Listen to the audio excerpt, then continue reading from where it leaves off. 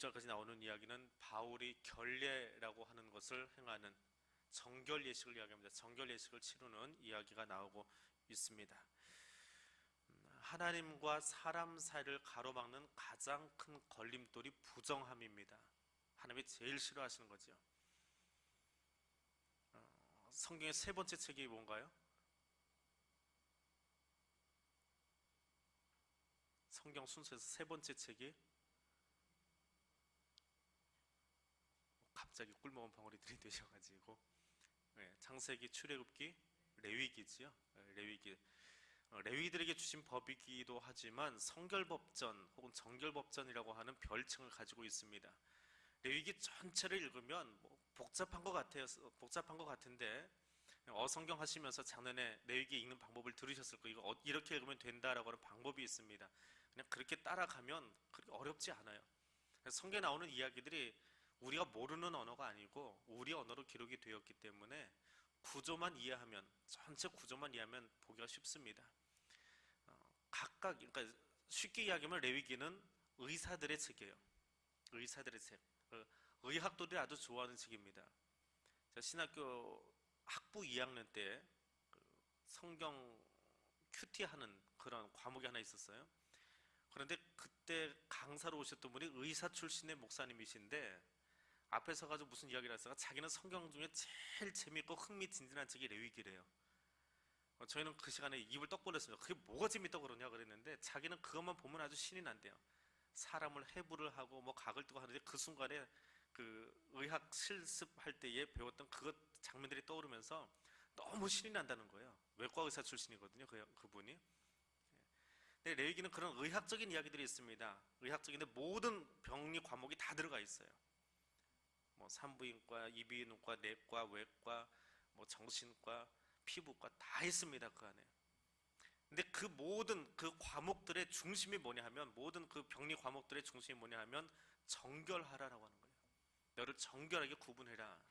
그래서 정결법이 그 법 안에 가장 많이 나옵니다. 11장부터 16장까지, 레위기 11장에서 16장까지가 정결에 관한 이야기예요. 다른 그 병리 과목들은 몇 절씩 이렇게 되어 있습니다.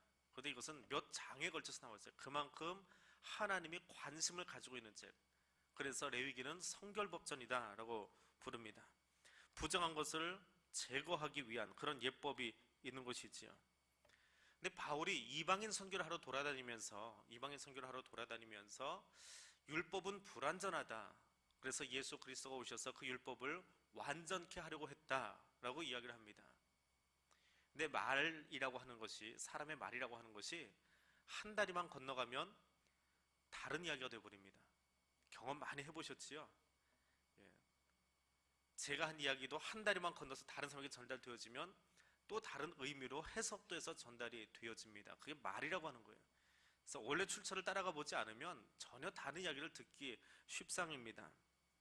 근데 유대인들은 이 바울이 했던 이야기, 율법의 불완전함에 대한 이야기를 해석을 해서 율법의 폐지론자로 들었습니다.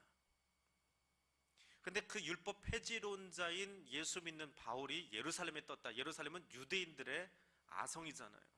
그러니까 이 바울을 죽여야겠다. 그냥 그 소굴로 들어간 것이죠. 자기가 어떻게 일이 돌아가는지 모르고 들어가게 됐습니다. 그런 상황에서 벌어진 것이 정결례입니다.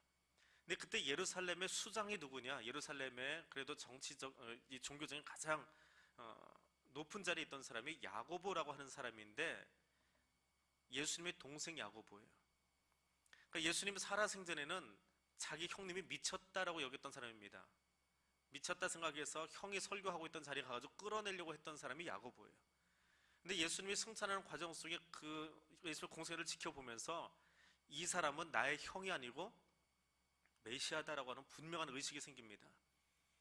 그래서 예수님 승천 이후에 이때쯤 와가지고는 한 60년, 70년쯤 돼가지고는 예루살렘 교회를 이끌고 나가는 영적 리더의 자리에 올라가게 되지요. 근데 그 야고보가 이 바울에게 이야기합니다. 지금 상황이 이만저만해졌는데 나는 내 마음을 안다. 율법의 폐지론자가 아니라 예수가 율법을 완성하기 위해서 오신 분. 자기 형이 하는 이야기니까, 형이 미쳤다고 생각하니까 형 말 하나하나를 형의 입장에서 잘 들었을 거 아니에요. 그러다가 그 말을 잘 이해하고 나니까 이분이 형이 아니고 메시아다, 이제 그렇게 아주 옆에서 잘 들었던 사람이기 때문에 그것을 설명하고 있는 바울이 어떤 맥락에서 이 이야기를 지금 인용하고 끌어가고 있는지를 누구보다 잘 아는 거예요. 그래서 바울에게 내가 폐지론자가 아니라 예수는 이런 분이다라고 하는 것을 설명한 것은 맞다, 나도 인정한다. 근데 문제는 지금 여기 있는 유대인들이 그것을 가지고 너를 죽이려고 하니까 그것을 우선 넘어가기 위해서 중요한 거 아니지 않느냐. 생명 걸고 싸움박스를 할 일이 아닌데 결례를 한번 했으면 좋겠다, 정결례를 치렀으면 좋겠다. 마침 여기에 서원 기도를 하고 그 기간이 다 차서 서원 기도가 되면 그것을 이제 기도하러 들어가는 시간이 있습니다. 그때 네가 같이 들어가서 그들에서 정결례를 같이 해라. 그리고 정결례 할 동안에 돈이 필요해. 성전세를 내야 되는데 그 돈도 네가 내라, 다른 사람이 내지 말고.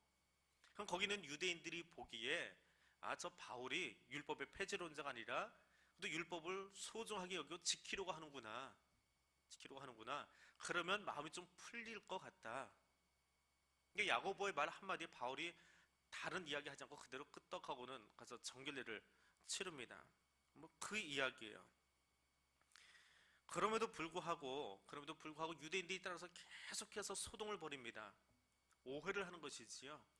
바울이 예전에 에베소가 어디 있는 도시예요? 그새 잊어버리셨어요? 예, 그냥 아시아에 있는 도시, 뭐 너무 세밀하게 생각하지 마시고 아시아, 지금의 터키. 성경에 나오는 아시아는 우리가 지금 하는 아시아 주가 아니고요.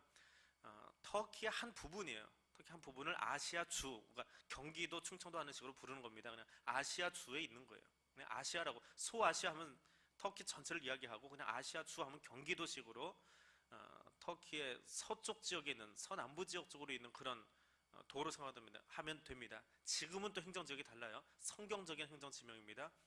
거기 에베소에서 그러니까 터키에서 온 사람이 예루살렘까지 따라온 거예요. 드로비모라고 따라왔는데 이 사람이 길거리에서 바울하고 같이 이야기하고 있는 것을 보았습니다. 그런데 유대인들이 그 모습만 보고 어떻게 생각해요? 바울이 율법 폐지론자인데 아주 이제는 별 일을 다 하는구나. 저 이방인을 데리고 성전까지 들어가서 성전을 모독했다. 그래서 바울을 죽여야 되겠다. 왜? 성전을 더럽힌 사람이니까. 옛날에 헤롯이 예루살렘 성전을 엉망으로 만들려고 거기다가 짐승피를 뿌린 적이 있습니다. 그래서 유대인들이 헤롯을 지독하게 미워했거든요. 이제 그런 식으로 바울을 몰아가는 거예요. 자기들이 원래 본 것은 길거리에 서 있는 두 사람의 모습인데 거기에 자기들 나름대로 해석을 붙이는 거예요. 그냥 엉뚱한 이야기를 만들어내고 있는 것을 볼 수 있습니다. 자, 그래서 소요가 일어나니까 어떻게 해요? 그 예루살렘을 책임지고 있는 그 자치주를 책임지고 있는 천명의 군대를 거느리고 있는 연대장급에 해당하는 그 사람이 이거 놔뒀다가는 자기가 힘들어지는 거예요. 빌라도의 보고서라고 하는 책이 하나 있습니다. 한번 사서 보십시오. 옛날에 500원 했는데 지금은 한 5,000원 하더라고요. 하드카바 씌워가지고. 여러분 사서 읽으시면은 1시간 안에 읽을 수 있는 책입니다. 그걸 5,000원 주고 산다는 게 좀 억울하긴 하지만 한번 읽어보시면 참 좋습니다. 빌라도의 보고서라고 되어 있습니다. 소피아 성당에 보관되어 있는 책인데 그것을 번역해서 갖다 놨다라고 그래요. 빌라도가 예수를 죽인 다음에 십자가에 못 박은 다음에 로마 황제에게 자기가 사형 언도를 내리긴 했지만 사형에 관한 이야기는 황제에게 보고를 해야 돼요. 직보를 해야 됩니다. 그 보고서에 예수를 왜 죽였는가라고 하는 이야기가 거기에 적혀 있어요. 그래서 빌라도가 보았던 예수의 인상, 정말 범접할 수 없는 그런 어떤 분위기를 가지고 있더라. 사람들이 이야기하는 것처럼, 군중들이 이야기하는 것처럼 그런 모습은 아니더라.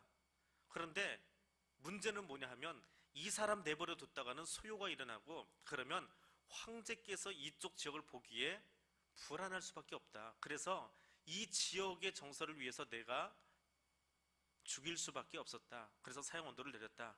황제시여 나는 당신의 충복입니다. 그 내용이 거기에 들어가 있습니다. 빌라도가 예수를 죽인 이유를 그렇게 적고 있어요. 그런데 오늘 천부장도 이 사람을 죽이지 않으면, 바울을 어떻게 하지 않으면 소요가 일어나는데 그 소요의 책임은 다 자기 거예요. 내가 여기에 그 어떤 치안을 맡고 있는 입장이기 때문에 그래서 이 바울을 자기의 영내로 옮기려고 합니다. 그래서 이제 그렇게 들어가는데 이 바울을 기소하는 사람이 있습니다. 정식으로 이제 재판을 청구하는 거예요. 바울이 잘못했다. 바울이 지금 소요를 일으키는 주동자다. 근데 그것을 누가 하고 있습니까? 재판장은 천부장이고 피고인은 바울이고, 자, 기소위원이 있습니다. 오늘 훌떡훌떡 넘어갑니다. 이 뒷부분은 그렇게 바울 전동이 끝났기 때문에 상세히 볼 필요가 없을 것 같아요. 절별로 지금 강의를 하는 것이 아니기 때문에 23장으로 넘어갑니다. 사도행전 23장 1절 2절입니다.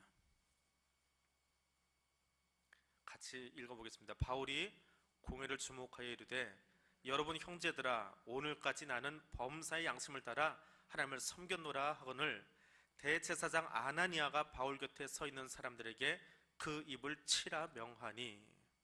자, 누가 지금 바울에게 말하고 있습니까? 바울을 누가 이렇게 치라고 이야기합니까?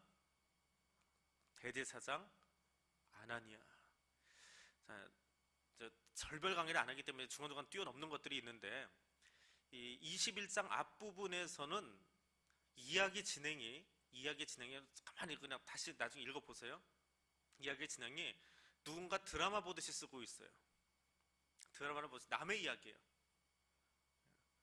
오늘 집에 와서 어떤 드라마 보실지 모르겠는데 드라마 보고 있는 거예요. 이건 남의 이야기잖아요. 그냥 뭐 TV에서 뭐 기왕호가 뭐 어쨌대, 뭐 누가 어쨌대 하는 식으로 이제 남의 이야기 하는 거예요. 내가 직접 가 있지 않아요. 근데 21장으로 넘어가면 어떻게 되냐 하면 이 밖에서 보고 있던 그 화자, 말하고 있는 누가, 이 사도행전을 쓰고 있던 사람이죠. 누가가 밖에서 보면서 드라마 속에 기황호가 그랬대, 뭐 배우의 그 이름을 다 모르겠어요. 아무튼 그렇게 이야기하고 있다가 갑자기 그 속으로 들어가 버립니다. 드라마 속으로 들어와서 우리가 이렇게 행동해, 바울하고 나를 같이 묶어버린 거예요. 이제 바울을 구경만 하고 있다가 우리가 이렇게 했어 하고 이야기가 바뀌어요. 그것은 21장 이전까지의 이야기는 누가가 들은 이야기예요. 들었던 이야기, 누군가에게 들어가지고 했기 때문에 철저하게 분리시키는, 이건 내 이야기가 아니고 누군가에 들었어요. 그래서 사실은 이러이러했던 거래 라고 적어요. 그러다가 21장 이후는 자기가 직접 경험한 거예요. 그래서 우리가 거기 갔다, 우리가 이렇게 일한다. 그래서 좀 더 자세하게 적기 시작합니다. 근데 왜 그 이야기를 적느냐? 21장까지 바울이 1차, 2차, 3차 전도행을 할 때마다 뒤에 따라다니는 무리들이 있어요. 그 누구예요? 누가 그렇게 따라다닙니까? 바울을 죽이려고 유대인들이 따라다니지요. 처음에는 그 동네에서 일어난 사건일 줄 알았어요. 1차 전도행을 쓸 때만 해도 분위기가 그곳에서 누군가 바울을 죽이려고 했어. 마을을 옮겼더니 거기서도 누군가 일어났어. 그래요? 근데 2차 전도행을 갔더니 조금 분위기가 더 험악해집니다. 그래서 바울이 막 쫓겨다니기 시작해요. 3차 전도행을 갔더니 이 사람들이 이제는 따라다녀요. 아시아로부터 온 유대인들이 예루살렘에 와서 바울에게 이야기한다. 점점 더 구체적으로 상황이 바뀌어가지요. 그냥 마을에서 듬벙듬벙 생긴 일인 줄 알았는데 그것이 아니더라라고 하는 거예요.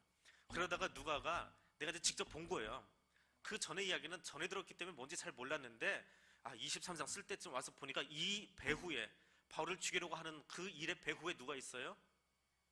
대제사장 아나니아가 있더라는 거예요. 기소위원이 대제사장이에요. 그럼 대제사장이 가지고 있는 역할, 대제사장의 역할이 뭐냐? 제사드리고 지성소에 들어가는 역할만 하는 것이 아니라 이 시대의 대제사장은 사내들인 공회라고 하는, 사내들은 이스라엘 종교의회입니다. 종교의회. 우리로 치면 대한예수교 장로회 통합 측 총회를 여는 거예요. 거기에 총회장이에요.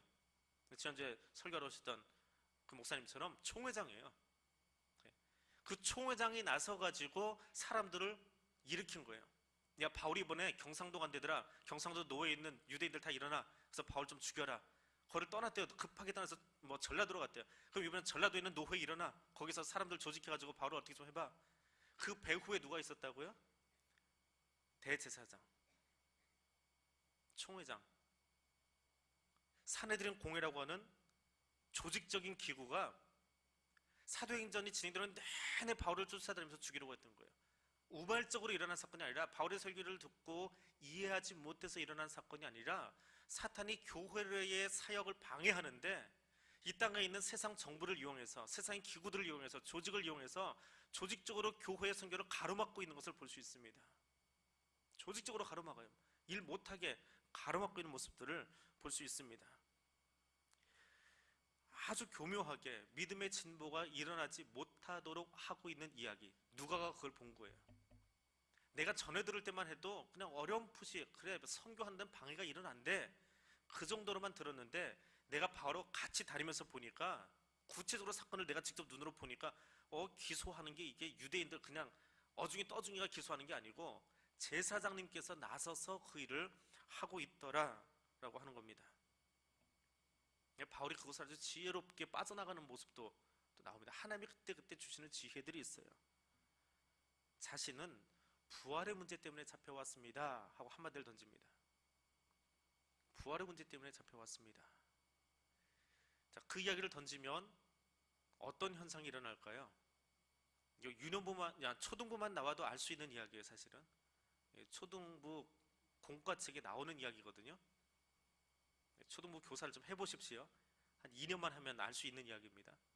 산헤드린이라고 하는 이 이스라엘의 종교기구는 종교의회거든요. 그 종교의회는 제일 위에 제사장 그룹이 있어요. 제사장 그룹이 있습니다. 대제사장과 제사장 그룹이 있어요. 소수예요. 그리고 그 밑에가 사두개인 그룹이 있어요. 조금 더 귀족적인 사람들입니다. 그리고 그 밑에가 아주 많은 수인데 그것이 바리새파 사람들이 있어요. 대제사장은 굉장히 정치적인 사람들이고 사두개인들은 귀족층이에요. 귀족층이에요. 여기 위에가 황제라고 한다면 귀족 계급에 해당하는데 여기는 천사도 없고 부활도 없고 영의 존재도 부인해버립니다. 근데 바리새인들은 부활이 있고 천사도 있고 내세에 관해서 이야기해요. 그럼 서민들은 누구를 좋아할까요? 서민들은 바리새인을 좋아할 수밖에 없어요. 왜? 지금 사는 건 정말 힘들어요. 너무 힘들어요. 근데 이 다음에 뭔가 우리가 죽어서라도 잘 살 수 있는 세상이 있는 게, 가보지는 않았지만 그나마 믿든지 안 믿든지 그게 있다고 하는 게 조금 위로가 되잖아요. 그래서 서민들은 바리새인들을 더 많이 지지합니다. 그것이 이스라엘의 종교적인 분위기였어요. 근데 사두개인들은 그게 싫은 거예요. 여기서 누리고 싶은 거예요. 내가 귀족이니까 지금 마음껏 쓰고 다 누리고 이 다음에 뭐 성과서 뭐 하든지 말든지 어차피 보지 못하는 거니까 없다 치자, 그냥 여기서 다 누리자.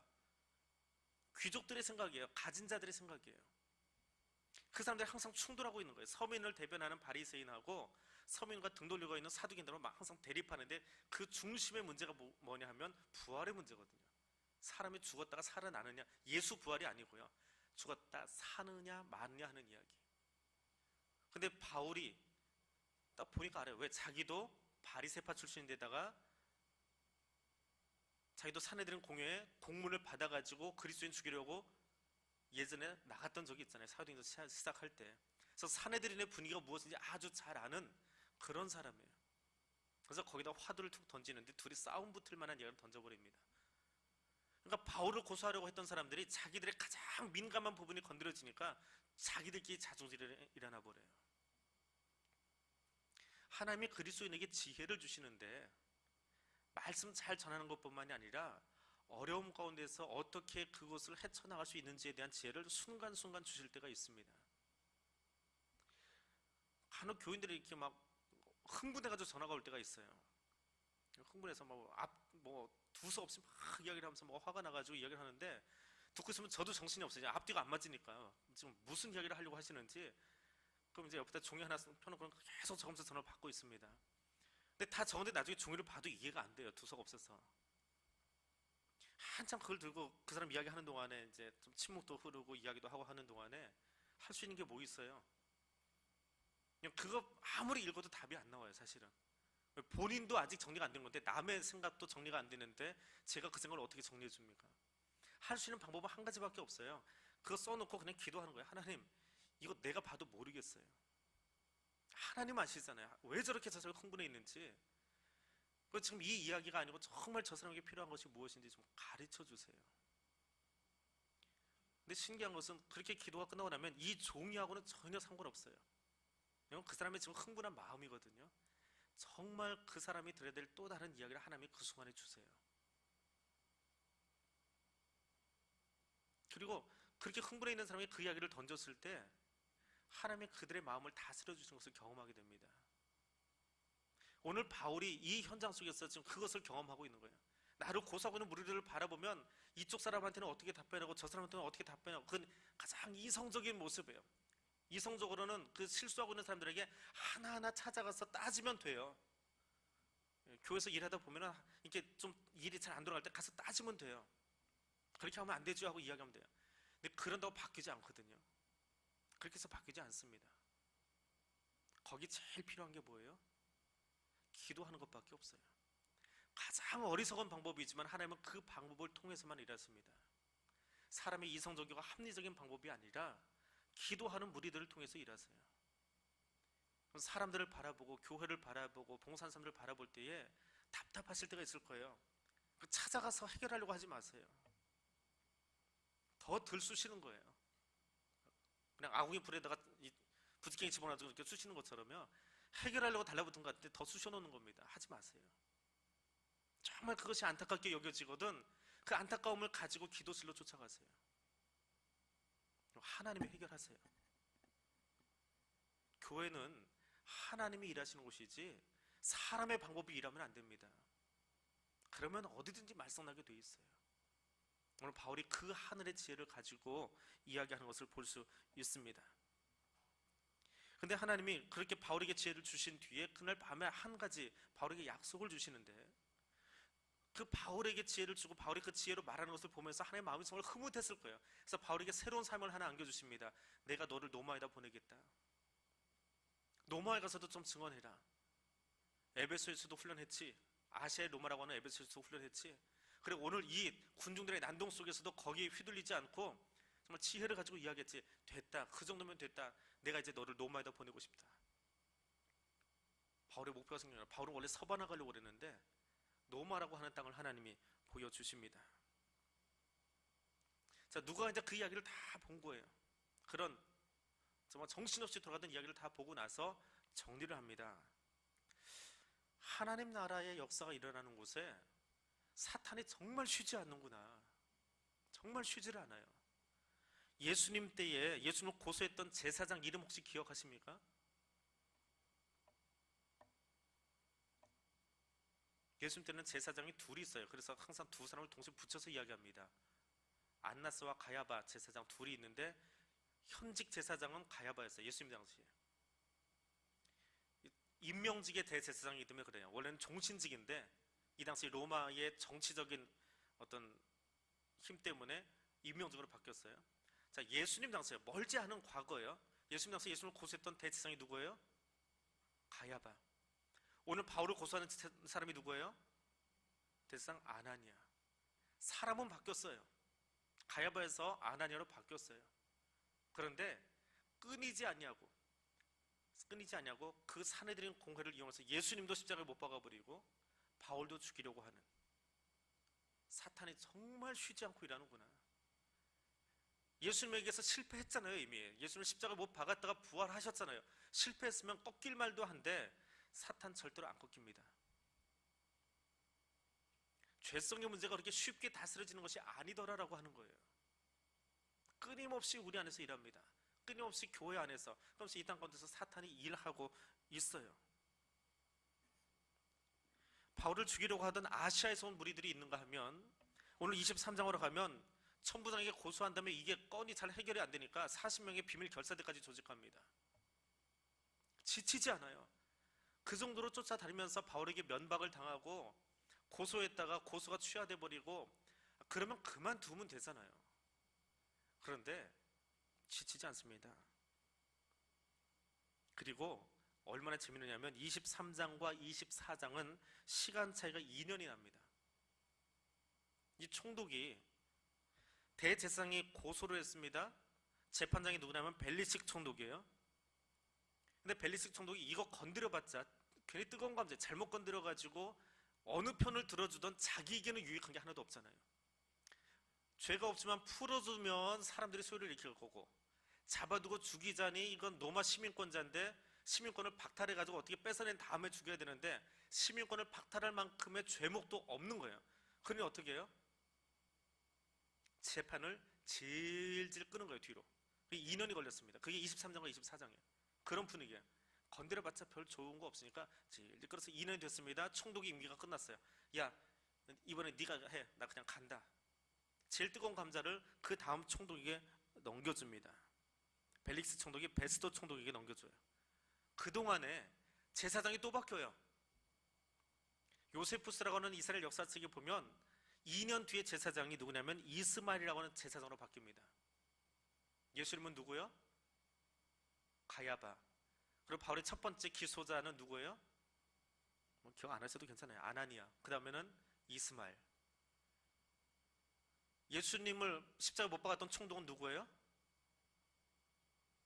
총독. 사도행전에도 나오는, 아니 사도신경에도 나오는 본디오 빌라도. 다른 사람 몰라도 거기는 아시잖아요. 여기 총독이 하나 원래 있었어요. 벨리스 총독에서 베스도 총독으로 바뀌었어요.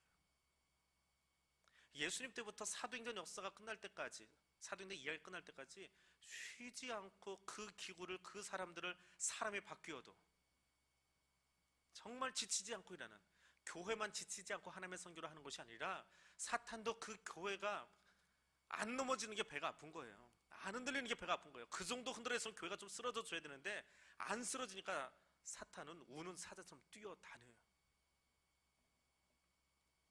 그만하면 좀 잠잠해질 것 같은데 아직도 힘들지요? 한국 교회가, 이 땅에 교회가 들어와서 지금까지 얼마나 많이 싸우고 얼마나 많이 교파 싸움 일으키고 교단 싸움 일으키고 갈라졌습니까?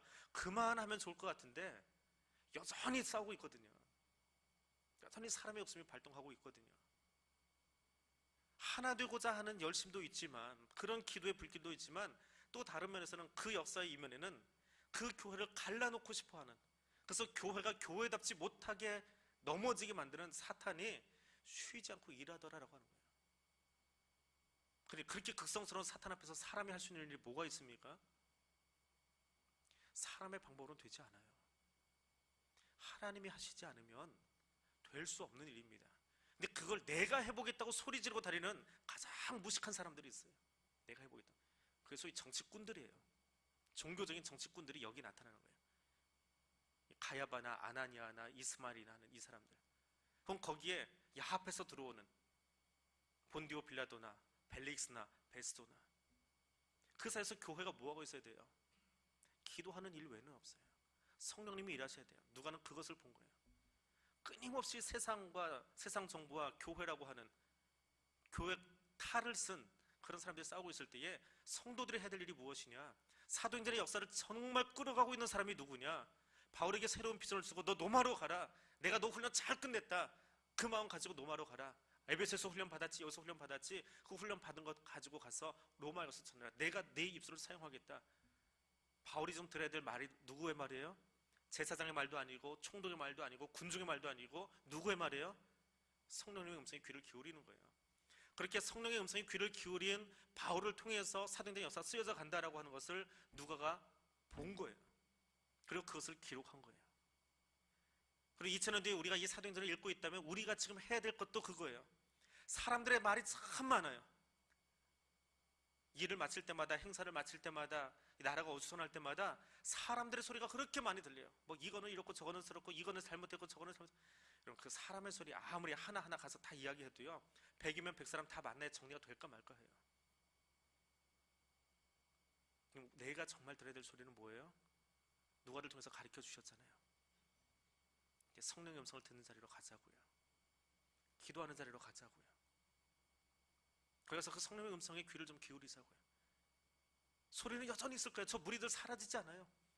바울이 로마에 갈 때까지도, 다음 주에 이제 사도행전 끝내려고 하는데 그때까지도 떠들고 있어요.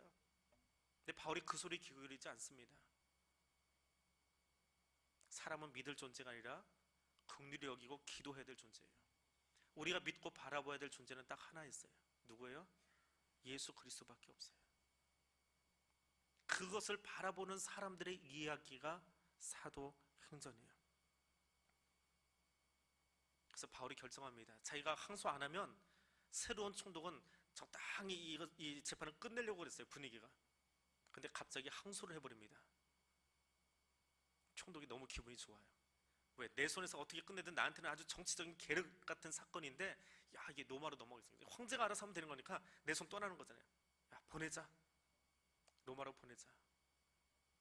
아주 엉뚱한 방법으로 당당하게 로마에 들어간 것은 아니지만 죄인의 신분으로 들어가기는 하지만은 하나님의 그 모든 것들을 다 엮어서 정말 하나님이 하고 싶었던 일이 있잖아요. 바울이 죄수가 되느냐 자유인으로 들어갔느냐 그건 사도행전에서 중요하지 않아요. 하나님이 정말 원하셨던 일은 바울을 데려다가 로마에 세워놓는 거예요.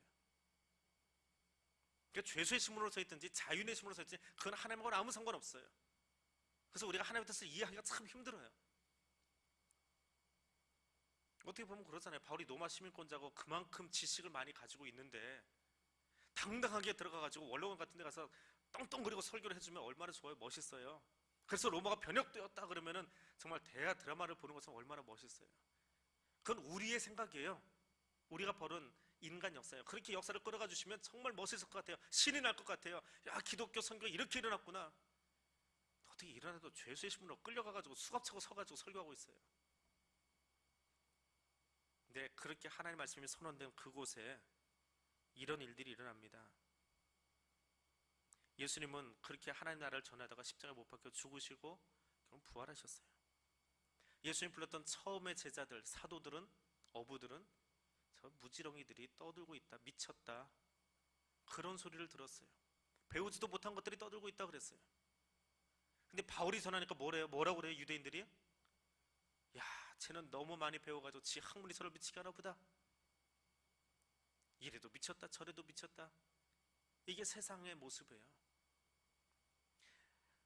논리 정연하게 설교하면 사람들이 변화될 것 같습니까? 좀 어눌하지만 품어주면 사람들이 변화될 것 같습니까? 어떤 방법으로 해도 사람들은, 예수를 거절하는 사람들은 어부들이 전에도 불평, 당대 최고의 철학자인 바울이 전에도 불평, 그리고 오히려 그것을 이용해서 돈을 뜯어내려고 하는 총독과 같은 정치 야바이꾼들이 거기 달라붙는 모습들도 볼 수 있습니다. 사도행전은 그런 인간의 역사들을 그 안에 다 적고 있어요. 근데 그 안에서도 끊임없이 성령님이 주시는 음성에 귀를 기울이고 성령님이 가자라고 하는 곳으로 뛰어가고 있었다. 사람들의 소리가 아니라, 정치적인 어떤 모략이 아니라, 새몰이 하는 것이 아니라, 군중심리에 휩싸인 사람들이 아니라 성령님의 소리에만 민감한 그 사람을 쓰시더라. 누가는 그것을 우리에게 전해주기를 원하고 있습니다. 그리고 그런 사람들을 향해서 바울이 보여주는 태도예요. 예수님도 그러셨죠. 저 십자가 위에서 가상천의 제일 첫 번째 게 뭐예요? 하나님, 저 아래 있는 사람들이 자기 하는 것 알지 못합니다. 그거 그대로 배우고 따라한 사람이 누구예요? 스데반이 돌 맞아 죽으면서 자기 하는 것 알지 못합니다. 바울은 조금 틀거리를 달리했지만 똑같아요. 예수 믿는 사람들의 공통적인 특징이에요. 베스도 총독을 만나가지고, 총독 각하, 당신 참 대단하신 분입니다. 제 말을 끝까지 잘 들어주시면 좋겠습니다. 내가 로마 신권자들 말이야, 쟤들이 지금 엉터리를 하고 있으니까 총독으로 정신 차려, 나 풀어놓고 얘기해야 돼. 얘기할 수 있어요. 그런데 최선의 예를 베풀면서 그 사람이 가지고 있는 자리를 존중해주면서 세워줄 줄 아는 그 바울의 모습, 그들의 심장 속에 누가 있기 때문에? 예수 그리스도가 있기 때문에. 예수의 심장을 가진 사람들은 욕을 욕으로 갚거나 악을 악으로 갚지 않습니다. 자신에게 경멸의 언사를 퍼붓고 있는 십자가 아래에 있는 사람들을 향해서도, 자신에게 돌을 던지고 있는 사람들을 향해서도, 자신을 비난하고 기소하고 있는 대제사장과 총독을 향해서도 하나님이 이 땅에 권위를 부여해 주셨다면, 비록 그것이 악하게 사용되고 있지만 경의를 표할 줄 아는, 존중해 줄 줄 아는, 그리고 그들을 긍휼히 여길 줄 아는 마음으로 그 앞에 서 있는 모습을 우리에게 보여주고 있습니다. 베스도가 양심에 찔리기는 했습니다. 양심이 찔린다고 예수 믿는 게 아니에요. 설교를 듣고 양심이 찔린다고 변화되지 않습니다. 바뀌어야 돼요. 바뀌어야 돼요. 마태, 마가, 누가에 나오는 믿음이라고 하는 단어는 명사입니다. 믿음. 근데 요한은 90년을 이제 살았잖아요. 사도들이 다 떠나가고 사도 마지막에 와서 뒤돌아보는 거예요. 이제 사도들의 역사를 되돌아보면서 자기가 죽으면 사도 시대가 끝납니다. 사도들의 역사가 끝나요. 믿음은 명사가 아니더라. 그리스도인 아무개, 이게 아니더라는 거예요. 그래서 요한복음에는 믿음이 항상 동사로만 나와요. 믿는다, 믿고 있다, 믿음을 행하고 있다. 믿음은 겉으로 드러나야 돼요. 아는 게 아니더라는 거예요. 베스도는 알았어요. 바울을 통해서 들었습니다. 듣고 안다고 그가 그리스도인 되는 것이 아니고 양심에 찔렸는데도 변화되지 않았거든요.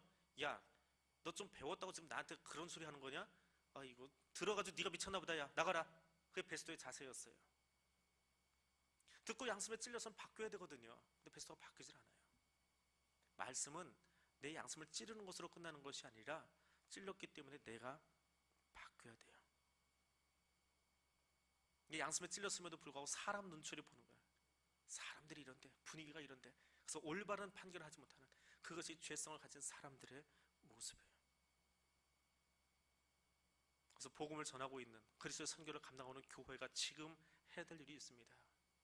우리가 해야 될 일들이에요. 저와 여러분이 같이 해야 될 일들이에요. 복음을 전하다가 낙심하지 마십시오. 말씀 듣고 변화되지 않은 사람들을 바라보면서 예수 믿는 지 얼마 됐는데 아직도 저러고 있어. 여러분 겨눌지 하지 마세요. 불쌍히 여겨주세요. 아직도 믿음이 그 사람 마음속에서 동사로 바뀌지 못하고 명사 형태로 있구나. 그냥 하나의 명제가 돼서 가슴속에 믿어. 그러고 끝나는구나. 믿음은 나타나야 되는데 행동으로 나타나지 않고 그렇게 살아가는 사람들을 보면서 불쌍히 여겨주세요. 그리고 그 불쌍히 여김이 오늘 우리 교회 안에서 사도행전으로 나타나려면, 성령행전으로 나타나려면 내가 그 사람의 소리가 아니라 하나님의 소리에 집중하시면 돼요. 그 소리 듣고 행동으로 보여주세요. 으쌰으쌰 하는 게 아니고 행동으로 보여주세요. 안타까운 것을 들고 기도실로 들어가세요. 안타까움을 가지고 새벽에 나와서 금요일 나와서 기도하세요. 하나님이 바꾸십니다. 그게 사도행전이에요. 그래서 사도행전의 역사는 끝나지 않습니다. 하나님의 소리에 집중한 사람들을 통해서 일어나게 돼 있어요. 왁왁하는 사람들을 통해서 교회 역사가 진행되거나 교회가 바뀌지 않습니다. 거기는 무리들만 있어요. 무리들이 잔뜩 모여있는 껍데기만 모양만 있는 사내들인 같은 교회를 만들지 말고 우리 성령님이 일하시는, 성령에 붙들려서 그 비전을 가지고 예수 그리스도를 바라보고 움직이는 우리 교회가 될 수 있기를 원합니다.